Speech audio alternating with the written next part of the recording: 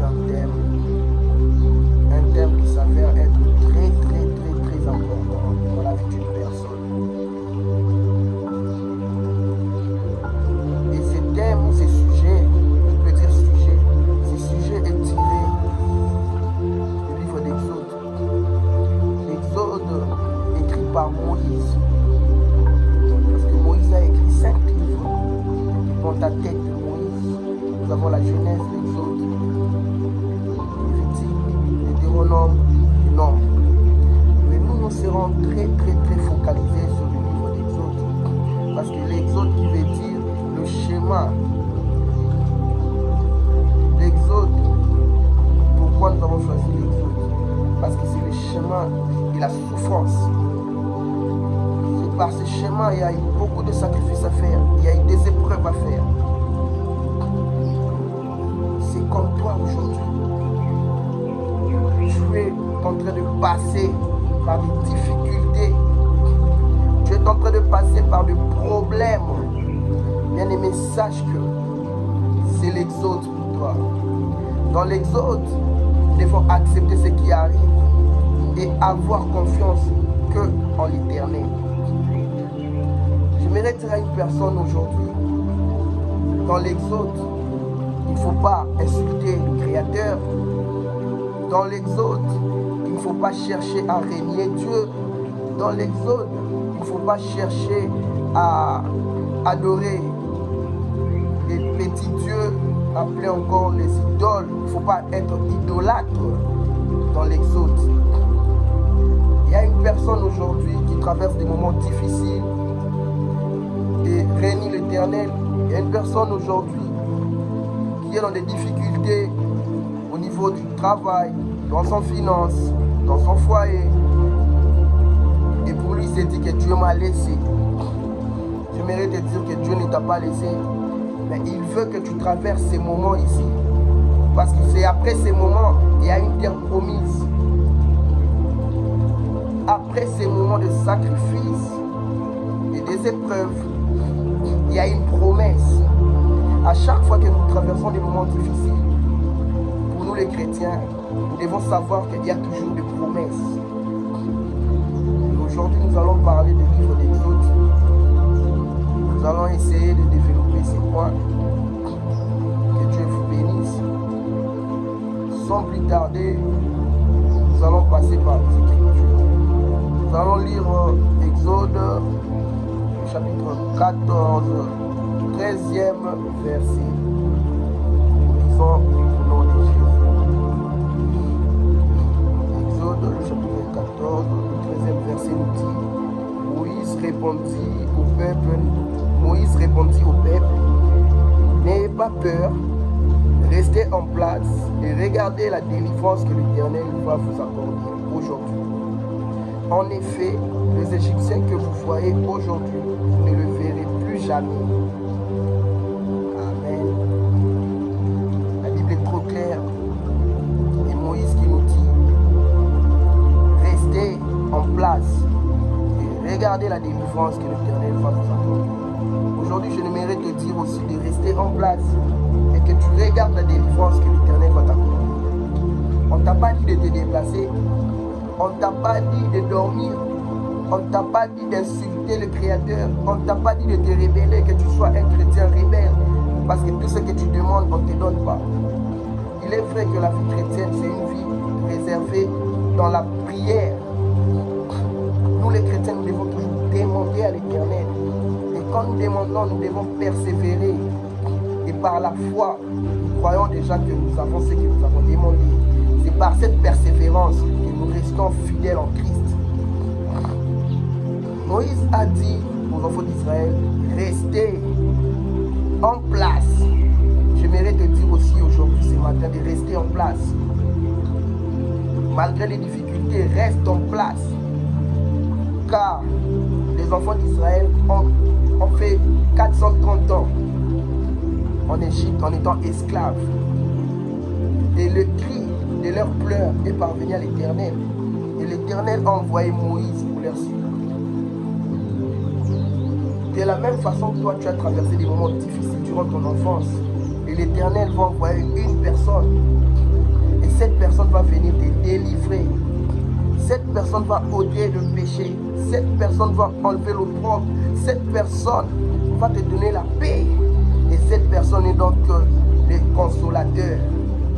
C'est le Saint-Esprit. De la même façon, Dieu a envoyé à Moïse pour libérer les enfants d'Israël dans cet esclavagisme pendant 430 ans. Et c'est de la même façon que toi, tu seras libéré aujourd'hui. Et le Saint-Esprit va venir te libérer, t'enlever de cette emprise. C'est par le nom de Jésus. Il faut croire. Oui, nous devons croire en l'Éternel. Et quand nous croyons en Dieu, il y a la délivrance. La délivrance, ce n'est qu'à l'Éternel. Si tu ne crois pas à l'Éternel, tu ne seras pas délivré. Oui, Moïse a dit, restez en place et regardez la délivrance que l'Éternel va vous accorder aujourd'hui. Est-ce que ça t'arrive de rester en place? Quand tu pars à l'église, tu pries, tu demandes des choses qui n'arrivent pas. Est-ce que tu restes toujours fidèle à l'église? Quand ça n'arrive pas, tu commences à insulter les serviteurs de Dieu pour dire que non, Nazo Sambe là, depuis que j'étais là, même mes prières ne se sont pas encore exaucées. Seigneur, si tu existais ou pas, non. Moïse a dit, restez en place. Je vais te dire aujourd'hui de rester en place. Et regarde la façon dont l'Éternel va lui-même te délivrer. Nous avons toujours l'habitude de dire que sa volonté soit faite sur la terre comme au ciel. Laisse la volonté de Dieu se manifester dans ta vie. Laisse-lui faire tout ce qu'il veut dans ta vie. Parce qu'il tient le bâton du commandement de ta vie. C'est lui qui t'a donné le souffle de vie. Ce souffle de vie que tu as, ce n'est pas par ta force. Ce n'est pas par ta volonté que tu détiens le souffle de vie. Mais ce n'est que par la volonté de l'Éternel. J'aimerais te dire aujourd'hui de rester en place et regarde la délivrance de l'Éternel. Regarde comment l'Éternel va te délivrer.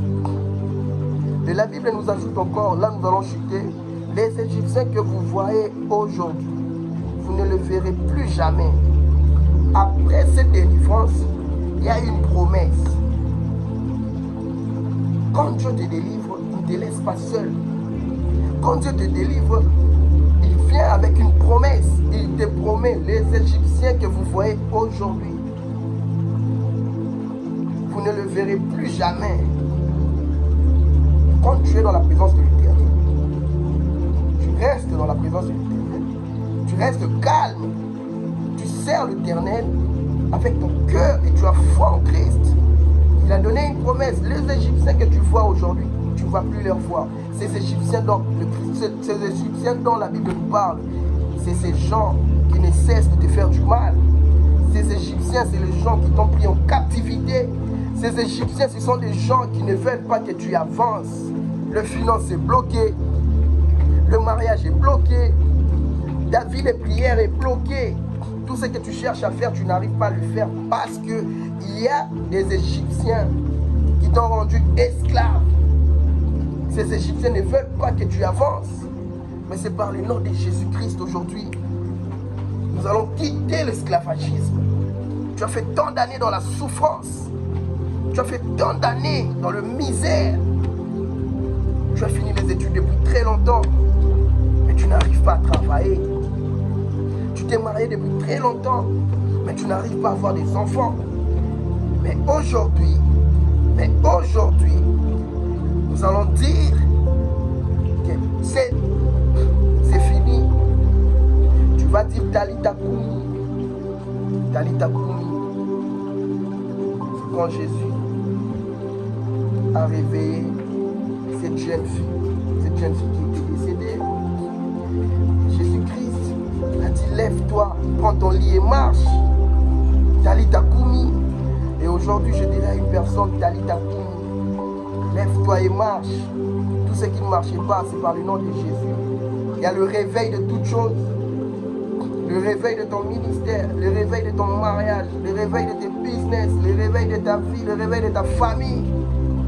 Car l'Éternel a donné une promesse. Les Égyptiens que vous voyez aujourd'hui, vous ne le verrez plus jamais.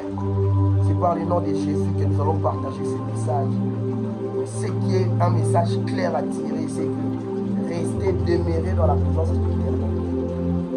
Ne quittez pas la présence de l'Éternel, car Dieu a promis des choses à réaliser.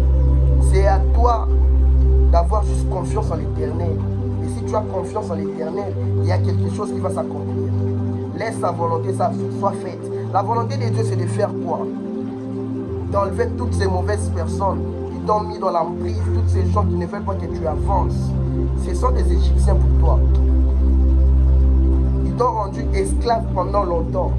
Et aujourd'hui, ces personnes que tu voyais, tu ne leur verras plus jamais. Tu ne vas plus voir ces gens qui t'ont maltraité, qui t'ont traité de voleurs, qui t'ont traité de toutes choses. Aujourd'hui, c'est fini. Tu ne vas plus leur voir. Nous allons partager ce message. Merci, que Dieu vous bénisse. Nous allons nous revoir prochainement.